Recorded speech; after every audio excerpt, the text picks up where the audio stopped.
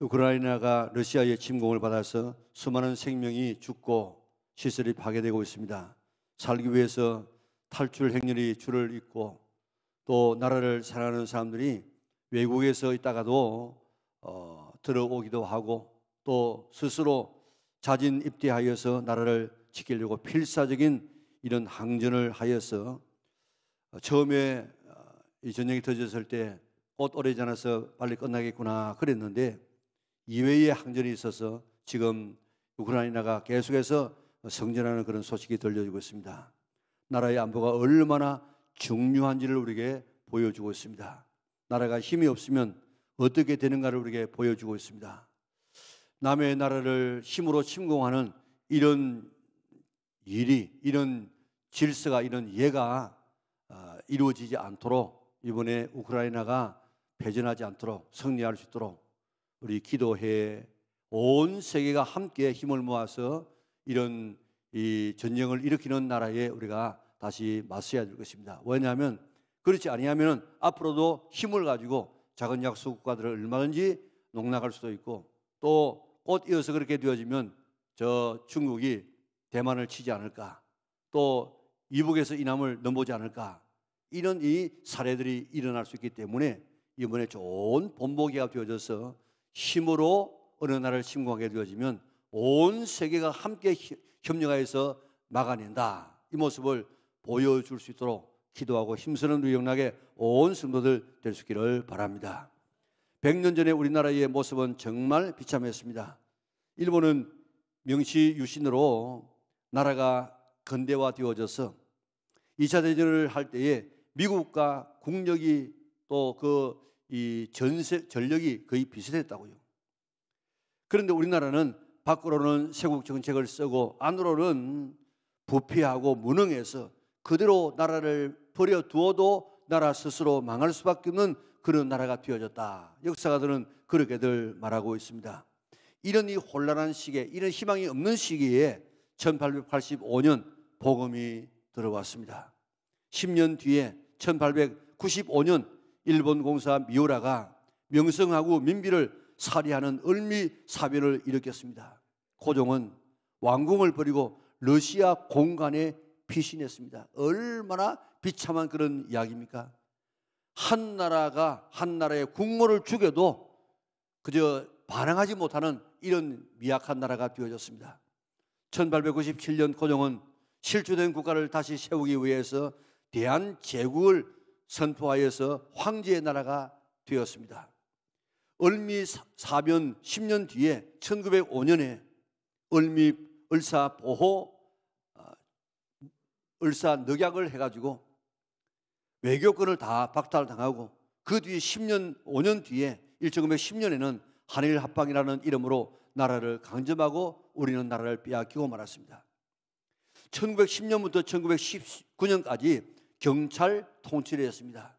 그러다가 1919년 3.1 만세운동이 일어난 이후에 좀 정책을 바꿔서 문화 통치라고 하여서 신문도 발행하게 허락하고 교육 기회를 확대하는 이런 문화 유화 정책을 쓰기 시작했습니다. 그러다가 1931년부터 1945년까지 민족 말살 정책을 썼습니다. 한글을 금하고 말하지 못하게 만들고 신문 잡지를 폐간하고 장시 개명하고 신사참배 강요하고 인력을 징용하는데 보국대에 한 600만 명 정도가 징용되어지고 또 정신대 20만 명, 학도병 5만 명, 800여만 명의 이런 이 상상할 수 없는 많은 사람들이 징용되어서 죽기도 하고 다치기도 했습니다. 1885년 복음이 들어온 뒤 10년 뒤에 민비가 살해당하고 10년 뒤에 을사늑약이 되어져서 외교권을 빼앗기고 5년 뒤에 한일 합방되어서 나라를 빼앗기고 9년 뒤에 3.1 운동이 일어나게 되어졌습니다. 금년 3.1 운동 103주년이 되는 해인데 3.1 운동은 대단한 운동입니다. 기독교인이 중심이 된 운동이었습니다. 당시에 일본이 우편 또한 전보, 전화를 다 통제해가지고 연락을 할 수 없는 이런 시대가 되어졌는데 당시 그래도 이 미국과 일본이 협의하기를 교회 공문서는 검열하지 않는다 이런 이 약속을 했다고요. 그래서 이 독립선언서를 교회에서 등사하고 인쇄해가지고 그것을 아주 작은 이런 동읍면까지 다 이렇게 보내가지고 삽시간에 한꺼번에 일어날 수 있었던 비결은 교회라고 하는 조직을 통하지 아니하고는 절대로 3.1운동이 성공할 수 없었습니다. 그리고 생명을 건 이런 비폭력적인 이 운동이었습니다. 그 당시에 우리나라의 인구가 한 2천만 정도가 되어졌는데 그 가운데서 25만 명의 성도가 있었다고요. 1% 조금 더 되는 이런 이 성도들이 3.1운동을 다 주도해가지고 이 3.1운동의 주역이 되어졌습니다.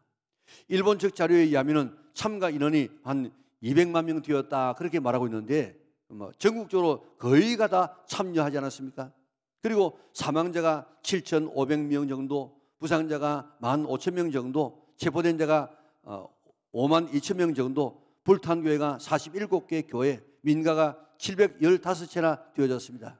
특히 지암리 교회는 일본 군인들이 사람들을 모았습니다. 마치 옛날에 좀 잘못했으니까 이번에 좀 잘해주겠다. 그러니까 다 오너라. 이런 식으로 해가지고 설득해가지고 남자 교인들을 다 이렇게 모았습니다. 21명이 모였습니다. 그리고 이제 모아놓고 바깥에 나가지고 전부 창문에 못질을 하고 나무를 막아가지고 나오지 못하게 만들고 거기다가 석유를 뿌리고 불을 질러가지고 거기에 있는 사람을 다 태워 죽었습니다. 안에서 견디지 못해가지고 겨우 어떻게 탈출하려고 하는 사람은 다 총으로 쏴 죽였습니다. 남편의 죽음 때문에 마당에 와서 울고 서 있는 19살 된 결혼한 지 한 달 된 새댁이 있었습니다. 칼로 목을 베어 죽였습니다. 30살 된 아내가 마당에서 울고 있을 때에 총으로 쏴 죽였습니다. 그래서 21명은 교회당 안에서, 2명은 교회당 마당에서 23명이 이렇게 죽었습니다. 지암리의 마을 33채의 집을 다 불태워 버렸습니다. 믿지 않는 곳에 있던 매봉 교회를 열심히 다니던 유한순 열사는 이화학당에 다니는 학생이었습니다. 그런데 이제 폐교가 되어지니까 자기 고향에 내려와서 3.1절 만세 운동을 주동하다가 수감되어서 18살에 옥사했습니다. 그 사인이 뭔 줄 아십니까? 방광과 자궁 파열입니다.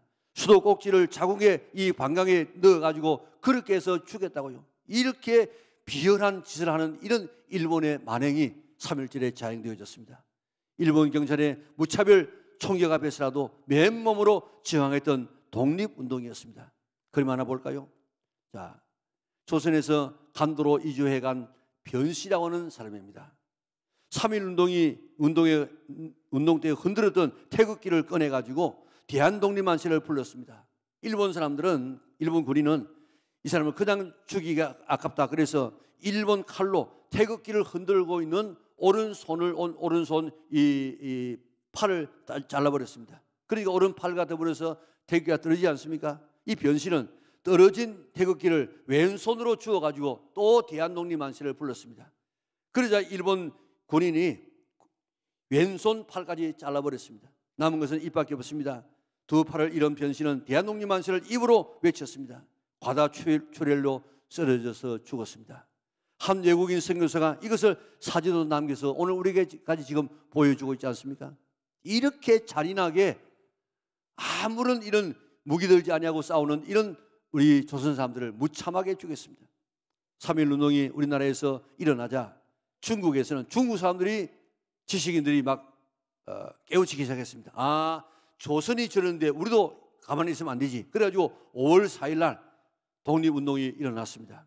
이날을 현대 중국사의 출발이라고 할 만큼 중요한 그런 이 날이 되어졌습니다. 그해 가을에 말레이시아가 독립운동을 일으켰습니다. 인도에서는 간디의 무장운동이 3.1운동의 자극을 받고 일어나게 된 것입니다. 3.1운동은 이처럼 세계사에 영향을 미친 아주 대단한 그런 운동이었습니다.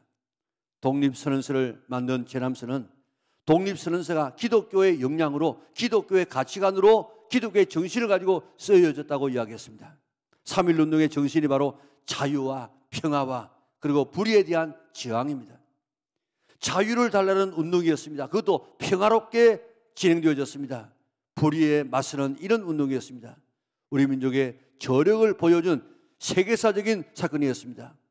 3.1운동 때 2천만 중에서 25만 명이 다 그렇게 동참했습니다. 그래서 지금 이런 나라가 지금 되어졌습니다. 자, 오늘 우리 이런 민족의 이 독립선언 33인 중에서 16명이 기독교 교인이었고, 나라를 사랑해서 온 백성이 동시에 일어났던 이 놀라운 이 3.1절의 정신을 오늘 우리 날마다 성도들이 나라를 사랑하는 그런 마음으로 나라를 위해서 기도하고 힘써서 또다시 우리가 이런 남의 나라의 침략을 받지 아니하고 주님 오시는 그날까지 이 정신으로 나라를 사랑하고 애구해서 우리나라의 독립을, 우리나라의 번영을 지켜나갈 수 있는 우리 영락의 온 성도들 될 수 있기를 주님의 이름으로 축원합니다. 이런 우리나라를 보고 세계의 석학들은 우리나라의 미래를 예견했습니다. 그런데 100년 전에 우리나라가 정말 가난하고 힘없는 그런 때에 앞으로 대한민국은 이렇게 될 것이다, 그렇게 했는데 그 예언이 그대로 지금 맞아떨어지고 있습니다. 루돌프 슈타이너라고 하는 그런 이 오스트리아 사람은 유럽 지성계에 큰 영향을 끼친 사상가요, 또한 유럽 최고의 신비가요, 250여 권의 강연집이 지금도 남아있는데 그는 공산주의가 앞으로 70년 있다가 막을 내리게 될 것이다, 그렇게 했는데 그대로 되어졌습니다.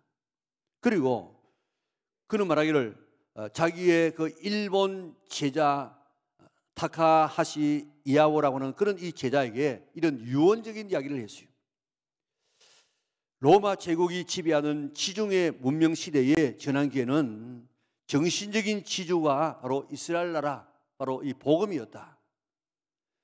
더 근본적인 전환기인 현대가 되어지면 그 민족이 극동에 와 있을 것이다.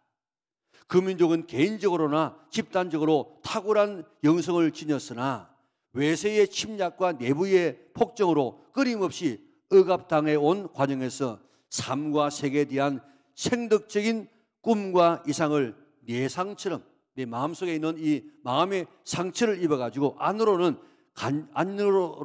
간직하고 있는 민족일 것이다. 그 이상은 나도 모른다. 이제 그 민족을 너는 찾으면 경비하고 그게 힘을 다해서 그 민족을 도와주라, 그렇게 이야기했습니다.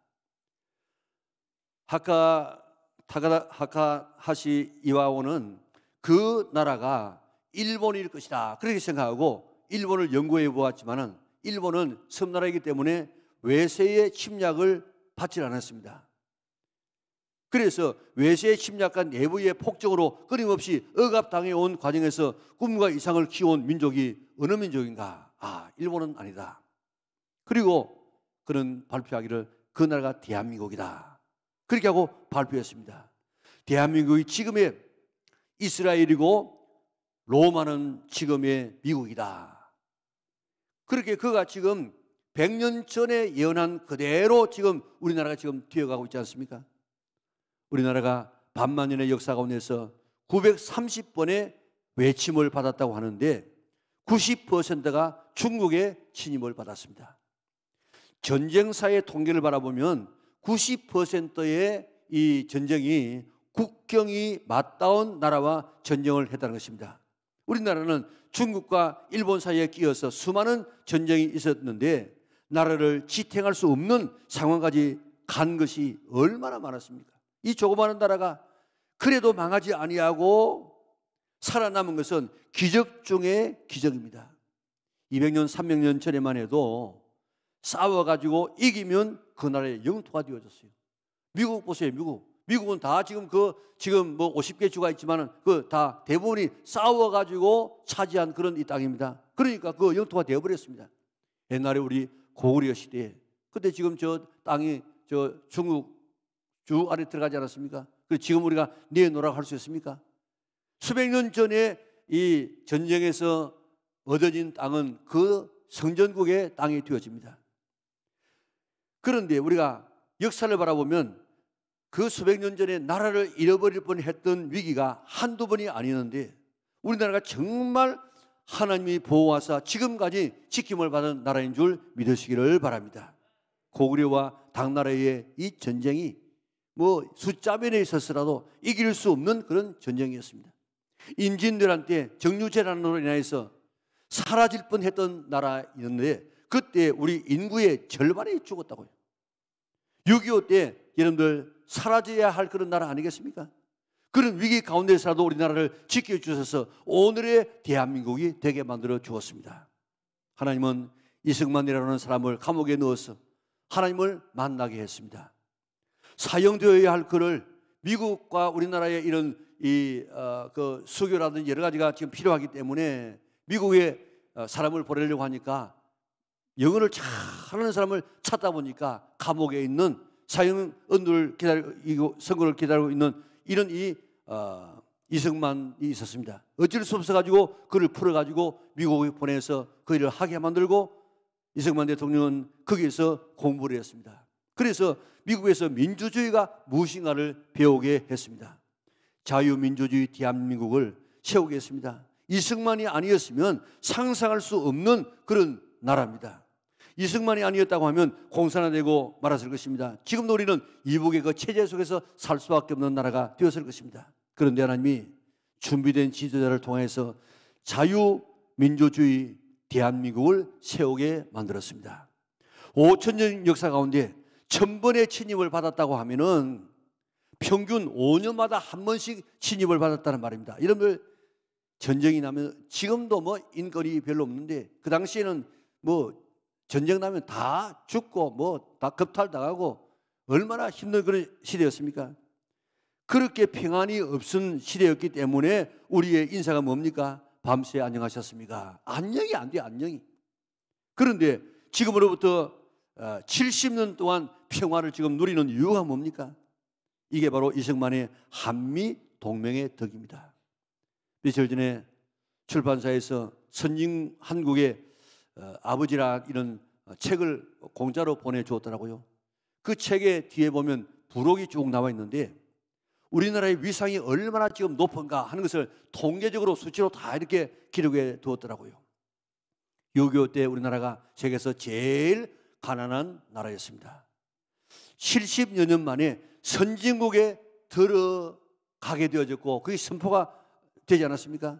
그리고 30, 50 클럽이라고 하면 가장 세계에서 앞서가는 그런 나라들인데 우리가 7번째 30, 50 클럽에 가입되어졌다고요. 1인당 국민소득 3만 불, 인구 5천만 명이 넘는 이런 국가, 제일 먼저 된 나라가 미국이에요. 그 다음에 일본이에요. 그 다음에 독일이에요. 그 다음에는 영국입니다. 그 다음 프랑스입니다. 그 다음 이태리입니다. 7번째로 우리나라가 30, 50 클럽에 들어가는 놀라운 축복을 받게 된 줄 믿으시기를 바랍니다. 국가별 국가 경쟁력 순위 GDP가 10위권에 도달했고 외환 보유액이 8위, 그리고 세계 수출 비중이 7위, 세계 군사력이 6위, 세계 최고의 원자력 기술, 세계 조선 건조 1위, 세계 점유율 1위를 차지하는 품목이 69가지인데 세계적으로 말하면 11번째 나라가 되어집니다. 이런 나라가 된 것은 거저된 것이 아니라 하나님의 은혜와 축복인 줄 믿으시기를 바랍니다. 우리 애국가대로 하나님이 보호하사 우리 만세에 되어졌습니다. 평화적으로 통일되고 정치만 잘해주면 우리나라가 미국 다음으로 가는 나라가 될 것이라고 모든 석학들이, 모든 나라들의 예언가들이 그렇게 예언하고 있습니다. 링컨이 대통령이 되었을 때 남쪽에서 막 이렇게 독립하겠다고 하지 않습니까? 그럴 때 남쪽은 그럼 독립해라 하고 북쪽은 북쪽대로 나라를 세워가지고 그렇게 했다고 하면 오늘의 미국은 절대로 될 수 없다는 것입니다. 만약에 그렇게 해가지고 2차 대전을 맞이했다고 하면은 그 독일과 이런 일본을 맞서가지고 절대로 싸울 힘이 없었다는 것입니다. 그때 어려웠지만은 링컨을 통해서 한 나라가 되어지고 그 국력을 가지고 2차 대전에서 독일과 이 일본을 맞서가지고 성전하게 되어져서 그것 때문에 지금 우리나라가 지금 이 해방된 것 아니겠습니까? 만약에 그렇게 되지 않고 그대로 나갔다고 하면 미국이 그런 힘을 가지고 있지 않았다고 하면 그리고 이 독일과 이 일본이 다 전쟁에서 승리했다고 하면 우리 동남아는 다 일본 땅이 되고 말았을 것입니다. 얼마나 끔찍한 일입니까? 하나님은 역사를 움직여 나갈 때 사람을 통해서 일하십니다. 지금까지도 이런 지도자를 통해서 일해왔습니다. 앞으로도 좋은 지도자를 통해서 축복하시고 나쁜 지도자를 통해서 징계하실 것입니다. 좋은 지도자를 뽑아서 다시 한번 새 출발하는 그런 번영된 조국을 만들어 나가는데 앞장설 수 있는 우리 영락의 온 성도들 될 수 있기를 주님의 이름으로 축원합니다. 우리는 지도자를 뽑는 중요한 시기에 와 있습니다. 좋은 지도자를 뽑는 것이 내게 복이 되어지고 또 우리 후손에게 복을 물려주는 기회가 되어집니다. 나쁜 지도자를 뽑는 것은 내게 재앙이요 후손들에게 재앙을 물려주는 기회가 되어집니다. 신앙인은 애국자가 되지 않을 수 없습니다. 모세는 범죄하여서 이스라엘 백성을 없애버리겠다고 하는 하나님 앞에서 하나님, 나를 하나님의 책에서 요즘 말하면 나를 지옥 보내더라도 이 백성의 죄악을 용서하여 주시고 가나안에 가게 하여 주시옵소서. 생명을 건 이런 모세의 이런 나라 사랑하는 마음 때문에 하나님께서 백성들을 용서하고 그들을 인도해서 가나안으로 인도하고 그를 통해서 뒤에 예수님이 오시게 되죠. 우리를 구원하는 이런 일들이 일어나지 않았습니까? 천국과 지옥을 아는 자가 천국 안 가도 좋으니까 이거 해 주십시오 하는 이것은요 얼마나 대단한 결단인지 모릅니다. 모세가 그렇게 민족을 사랑했기 때문에 민족이 살아나게 된 것입니다. 예수님을 위시한 성경의 모든 사람들 다 애국자들이었습니다. 3.1운동을 일으켰던 지도자들과 당시 성도들이 이런 모세의 심정으로 3.1운동을 일으켰습니다. 나라를 사랑했습니다. 우리 지도자를 뽑는 중요한 때에 나라를 살리려는 이런 마음으로 임하여서 선거에 임하여서 다시 한번 도약하는 나라를 만들어 나가는데 앞장설 수 있는 우리 영락의 온 성도들 될 수 있기를 바랍니다. 3.1운동의 정신이 뭐라고 했습니까? 자유와 평화와 불의에 대한 저항입니다. 대선의 기준도 자유민주주의 체제를 지켜나갈 지도자를 우리가 뽑아야 할 것입니다. 이북의 적과 통일은 한 번도 변한 적이 없습니다. 그런데 우리가 지금 무장 해제를 하고 나면 어떻게 우리의 이 안보를 지켜나갈 수 있겠습니까? 자유민주주의를 지키기 위해서 6.25 때 얼마나 많은 젊은이가 피를 흘렸습니까? 얼마나 많은 미망인이 생겼습니까? 얼마나 많은 고아가 생겼습니까? 그런데 민주주의의 이 민주를 빼려고 하는 세력들이 얼마나 많은지 모릅니다. 자유민주주의를 지킬 지도자를 뽑아야 할 것입니다. 지금 남한에 15만 명 이상의 간첩이 있다고 하지 않습니까? 생활에도 간첩이 있다고 하지 않습니까? 자유민주주의를 지켜나갈 수 있는 이런 이 지도자를 대통령으로 뽑을 이런 지혜로운 하나님의 자녀들 될 수 있기를 바랍니다. 다음은 3.1 김인년 운동의 정신이 평화입니다. 평화. 백성을 화합시킬 지도자가 뽑혀야 됩니다. 내 편 갈라서 국론을 분열시키는 이런 지도자 우리에게 있어서는 안 됩니다. 자꾸 갈라치우는 이런 이 지도자 되지 않습니다. 국가적으로도 평화도 힘이 있어야만 평화를 지켜나갈 수 있지 힘이 없어 보세요. 평화를 지켜나갈 수 없습니다. 강력한 우리 국방을 지켜나갈 수 있는 그런 지도자를 뽑아야 할 것입니다.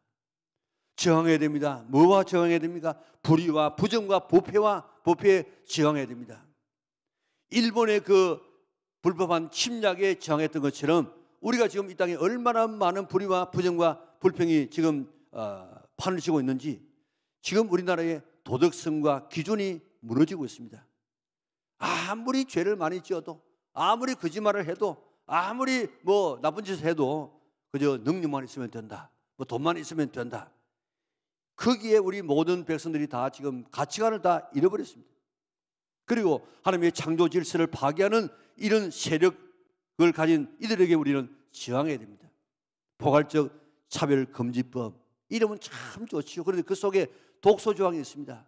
동성애를 조장하고 또한 동성 결혼을 지금 허용하는 이런 법이 바로 포괄적 차별금지법 안에 들었습니다. 이는 하나님의 법을 정면적으로 지금 거부하는 그런 법인데 거기에 찬성한다고 하면 그런 그리스도인이 아닙니다.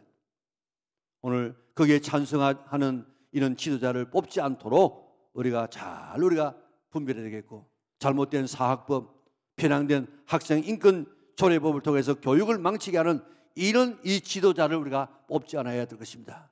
예배와 종교의 자유를 침해하는 이런 지도자를 우리는 세울 수가 없습니다. 하나님을 사랑하고 교회를 보호할 수 있는 이런 지도자를 세워야 나가야 될 것입니다. 정말 3.1 정신, 나라 사랑하는 이런 정신으로 지도자를 세워서 다시 한번 도약하는 나라를 만드는 데 앞장설 수 있는 우리 영락의 온 성도들 될 수 있기를 바랍니다.